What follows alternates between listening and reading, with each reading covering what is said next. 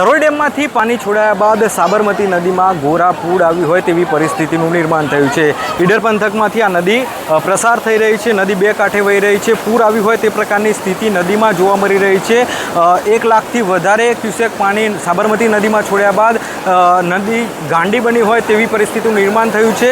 સપ્તેશ્વર મહાદેવનું મંદિર આવેલું છે, મંદિર પાણીમાં સંપૂર્ણ ગરકાવ થયું છે, અડધોઅડધ જે છે મંદિર તે પાણીમાં ડૂબી ગયું છે, મંદિરનો ગર્ભગૃહ પણ પાણીમાં ડૂબી ગયો છે, જેના કારણે મંદિર ટ્રસ્ટ દ્વારા દર્શનાર્થીઓને દર્શન કરવા માટે પ્રતિબંધ મૂકી દેવામાં આવ્યો છે।